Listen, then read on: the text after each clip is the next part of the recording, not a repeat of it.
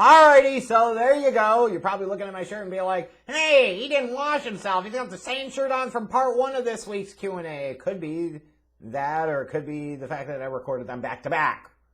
Just saying. Anyways, thanks for those of you that took to Twitter to ask your questions. Got more of them coming up that I'm going to answer now. And reminder, if you want to participate in future Q&A videos, make sure you follow me on Twitter and smash the subscribe button if you've watched this channel before and haven't done it, or it's your first time watching. Let's go ahead and get started. NCyple99 asks, which former Bears players are likely to be in the Hall of Fame within the next 4 or 5 years? Bears players likely to be in the Hall of Fame within the next 4 to 5 years.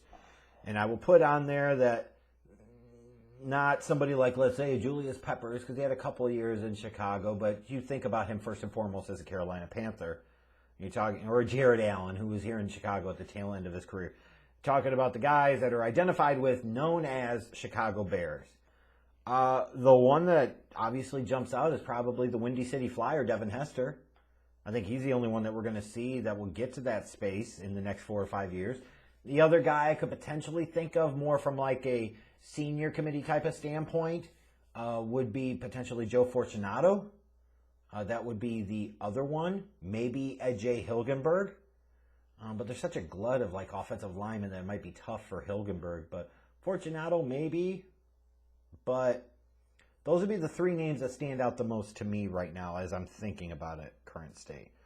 At James Isabel 20, where do you see Julio getting traded to? I don't see him getting traded anywhere this year. Now, as the calendar changes to June 1st, it's probably going to make me look like an idiot very soon. But right now, like, where's the right fit? Like, if I'm Buffalo, if I'm Baltimore, I'm calling. I'm trying to see. If I'm Miami, I'm calling. If I'm the Chargers, I'm calling. If I'm the 49ers, I'm calling. There should certainly be teams interested, but I'm just not sure if it's going to be right for anybody. Let's see here. Derek asks, 2-parter. Is it realistic to think Aaron Rodgers won't be in a Packers uniform this season? And if not, where does he end up if he doesn't retire? I don't know that retire is going to be his play at this point in time, although stranger shit certainly has happened. I think it's realistic to think that he might not, but I also think it's very realistic to expect that he is. And all of this bullshit was not about his not getting along with the general manager in the front office of the Packers or being mad about the Jordan Love pick. It's all about the fact that he knows he's 37, 38 years of fucking age, and he's trying to get as much guaranteed money as he can. This is all a contract extension play because he wants to be the highest paid guy in the league coming off an MVP season. I can't fucking blame him. Get yours while you can. That's what this is all about. Everybody needs to stop being so damn naive about it being these other things. It's not. It is not. He's saying, Green Bay, if you want me, you got to pay me. So I think it is realistic to think he might not be there, but I think it's absolutely realistic that he'll be back with the team with a long-term contract extension or a big money extension at that. At the Tomas O'Brien, who do you think is going to the NBA Finals and who do you have winning? God, the NBA playoffs have been so god-awful, haven't they? I mean, like really, really bad. Really, really bad. Some people might look at a Philadelphia and say that they could go, but I look at the handicap of having Doc Rivers as their coach, and believe me, it is a handicap. We all know it is. I think either the Nets or the Bucks go out of the Eastern Conference. In terms of the Western Conference, a lot's going to have to be determined based off of what happens with Anthony Davis and his injury as I speak right now. If Anthony Davis is still able to go, still healthy, like the Lakers could certainly go. Maybe the Clippers are starting to figure it out. Like, I'm not really sure. And I don't know if I have enough passion to really care enough to make a fucking prediction. Because the playoffs are so goddamn boring now. They really are. Ciroc Obama 2008, James Isabel 20 again. What do you think of the Kwame Brown rants he's been doing lately? And that is more interesting than the fucking NBA playoffs. I've loved it. Kwame's been taking cats to fucking school. Like, I even appreciate what he's saying, talking about, I was able to buy my mama a house at 18. That's hardly a fucking bust. Like, I love that perspective. I really do. I think it's refreshing. Like, it doesn't mean that he wasn't a bust in the truest sense based off of where he was drafted and the way his career panned out and didn't pan out. But it's not like he's a broke ass. It's not like he didn't make still a shit ton of money in the league. Probably what, like 70, 80 fucking plus $1 million, whatever the hell it was. And being able to take care of his mom, his family, like, you know, it's not total bust shit. You know, a lot of people that have failed that didn't fail up like he did. Wish my life was a failure like that. What, I didn't play so well in the NBA, so people talk shit about me? Fuck you, pay me. Let me get some generational wealth, and that's what he did. He can, unless he spent his money like a clown or an idiot, Kwame can certainly rest comfortably the rest of his life and not have to do shit if he doesn't want to. That's not exactly busting at life. It might be busting at basketball, but it's not busting at life. And some of the shit he's been saying about Barnes and Steven Jackson. Knockout, motherfucker. At King Jordan 8476, what do you think Justin Fields' ceiling is? I think his absolute ceiling is Deshaun Watson, Russell Wilson type of guy. That's his absolute ceiling. If you say everything goes right and he lives up to the physical upside and the tools and he is able to mask or eliminate some of the gaping deficiencies he has in terms of processing and reading, his upside is Deshaun Watson, Russell Wilson, which means he can be an elite guy in the league. At Angel of Ashes, does it accentuate the stupidity of the Lions franchise to play Sewell at right tackle, meaning they took the guy at 70 and won't play his most comfortable position? Right tackle is just as important as left tackle in the league. It is now. It's just a fact. Yeah, maybe there are some guys that are more naturally comfortable playing one side or the other, but at the end of the day, both sides are equally important. I think accentuating the stupidity of the Lions franchise is that if either Justin Fields and or Mac Jones ends up being a franchise quarterback, that Sewell pick will look like complete clown shit stupidity. That's what it comes down to. They were satisfied with Goff. They passed on one of the two quarterbacks that was available. They did not trade down out of that spot where somebody might have given them a lot to come up and get that guy, like especially Fields. So, that's what's going to matter. Like, Sewell could have a great career and make 4 or 5 Pro Bowls. But if Justin Fields is a 4 or 5 time Pro Bowler at quarterback, Lions fans are going to be spending every day talking about how they wish they would have fucking taken Justin Fields. Or if Mac Jones is, they'll be saying, we wish we would have taken Mac Jones. At WTF Curry, out of these teams you'd hate, which one would be the least you would like to see have a perfect season and Super Bowl win? Cowboys, Packers, or a Peyton Manning-led football team? Oh, God. The Packers would suck to have to watch that happen, but then there's that piece of, hey, Bears, you're seeing how it's done. Like, that could pay off to my benefit on here. Peyton Manning-led football team. Like, Peyton Manning doesn't play anymore, so it's inconsequential. It is so much fun to shit on the Cowboys that I would absolutely not want to see them have a perfect season going or potentially go with a perfect season because you never hear the fucking end of it. So it's got to be the Dallas Cowboys. At BirdDog 502, Koepka versus DeChambeau. Who you got on the golf course and in the steel cage? On the golf course, it's Brooks Koepka. It's not fucking close. What's Koepka won? 4 damn majors? DeChambeau's got 1 U.S. Open? I'm good with Koepka on the golf course. In the steel cage? You know, certainly a heavyweight battle. I might go with DeChambeau because he might have some scientific type of approach bullshit. Be like, I'm going to use a singular plane to hit you in the fucking jaw. So, on the golf course, it's Koepka. In the steel cage, I might go with DeChambeau. At Volpe Tom 7, any thoughts on the Javi Bias play against the Pirates from the other day? Oh my God. There's 2 outs. What the hell are they doing? It just shows that even the best in the world, and even on shitty teams, those players that play on shitty teams are some of the best players in the entire world, can lose all sense of reality and common sense at key moments. Holy shit, was that hilarious.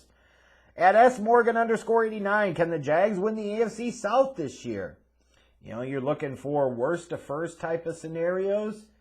I don't think so, but stranger things have happened. At MRushton78, will the Bears' new offensive line situation dictate Fields' starting timeline more than competition with Andy Dalton? No, and nor should it. Because that whole thing about, well, you don't want to throw the rookie out there behind that offensive line or that offensive line is developing. Well, who's to say in 3 years the offensive line is any better? Or it could be worse. You still not going to play the kid then? Like, that offensive line shit shouldn't matter one way or another. I don't even think it's about competition with Andy Dalton. I just think it's about pure stubbornness of the coaching staff, namely Matt Nagy. At James Asselai, do you think this time around there's finally a public opinion shift on Israel-Palestine matters that may affect policy change in the U.S. in the near future? No.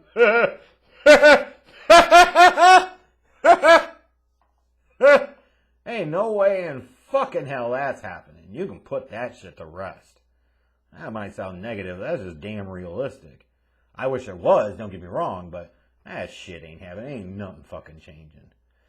At Crypto Related 1, 2 questions. Do you think the Browns will win the AFC North? And do you think Baker Mayfield is the answer for the Browns at quarterback? For your second question, doesn't matter what I think. It matters, does Kevin Stefanski believe that Baker Mayfield is the guy? Because in that divisional round playoff loss against the Chiefs, he sure in the fuck acted like he wasn't. That's the concern. Doesn't matter what I think. The head coach needs to believe in the damn guy and give the guy a chance to show whether or not he can be the guy. Do I think they will win the AFC North? I'm not sure yet. When I do my season preview videos in a couple of months, I'll tell you then.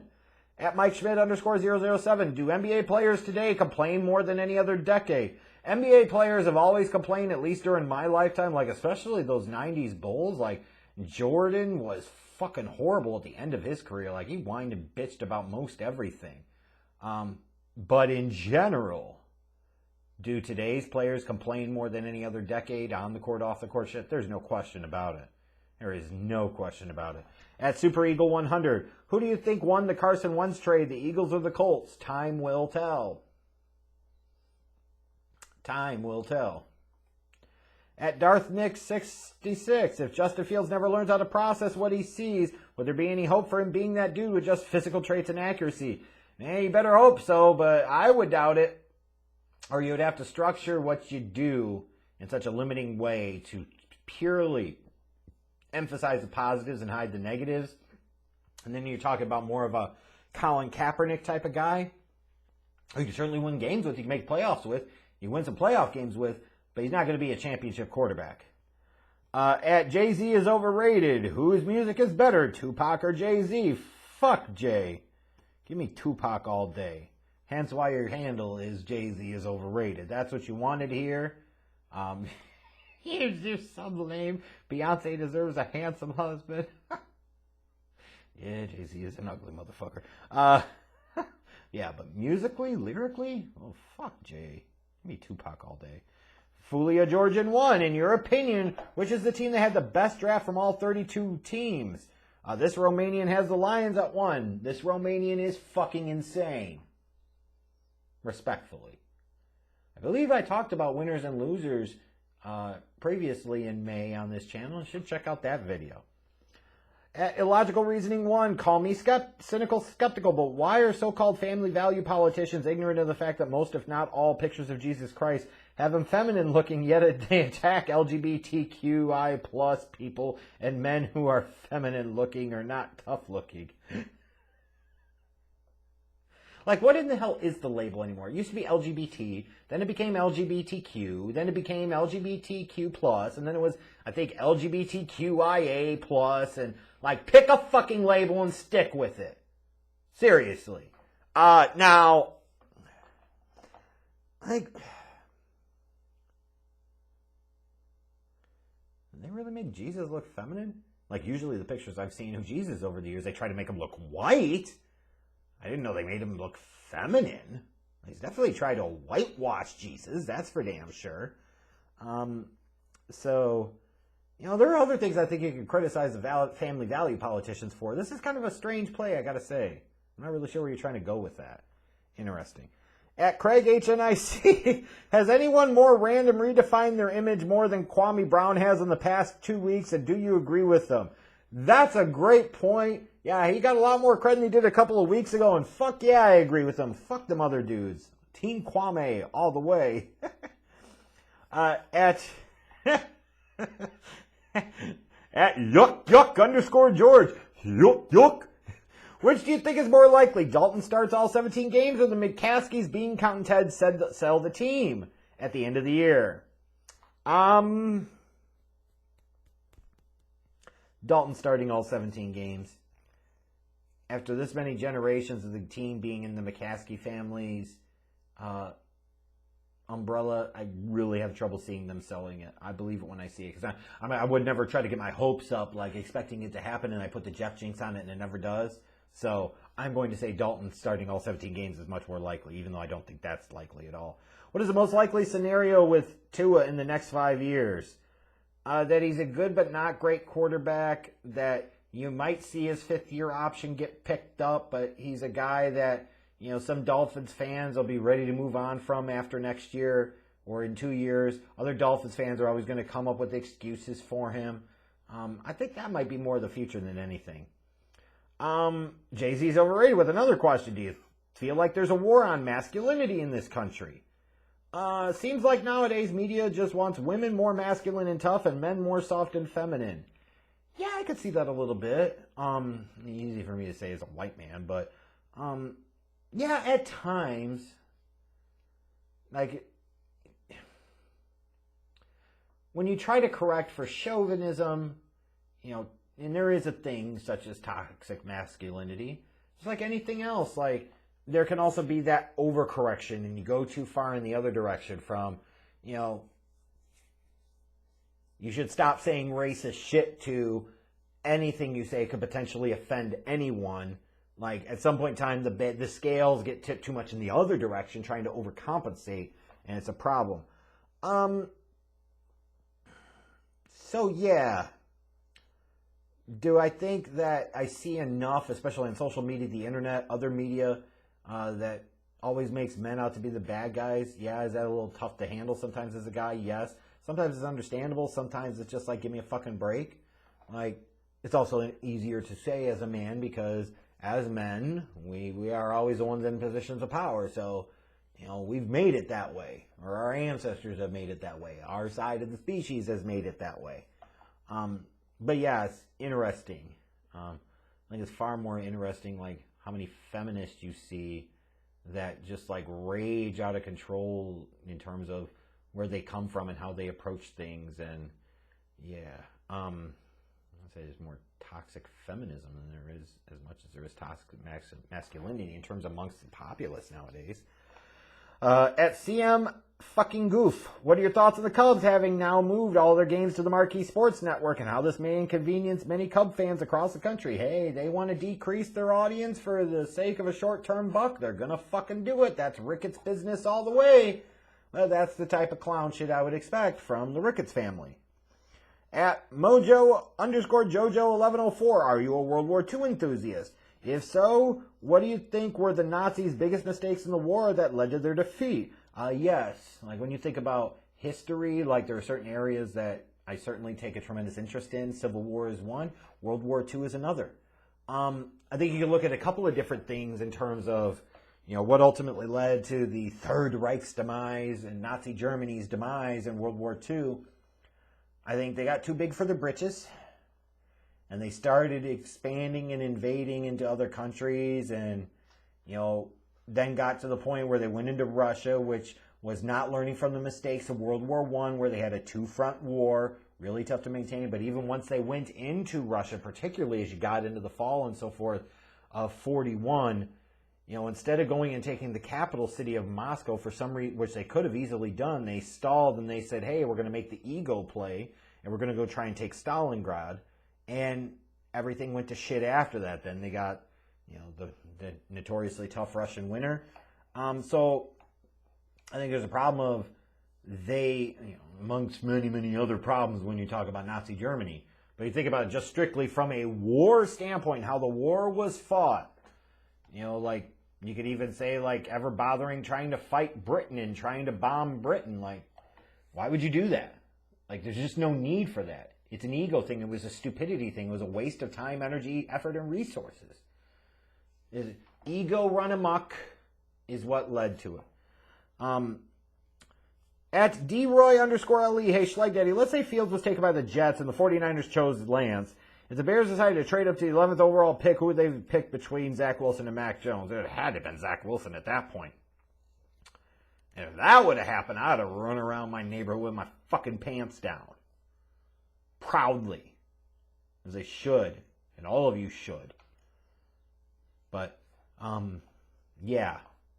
That would have been something.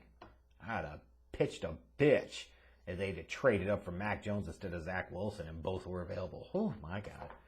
But anyways, thanks to all of you that submitted your questions. Looked like I got through all of them for this week's Q&A. Make sure you go back and check out part 1 if you haven't done so already. Also of note, Tuesday night, June 1st, I will have my first 2021 NBA mock draft to talk through, which should certainly be interesting. I'll be starting that every week going up to the NBA draft at the end of July. So check that out. Follow me on Twitter. Smash the subscribe button. I'm out.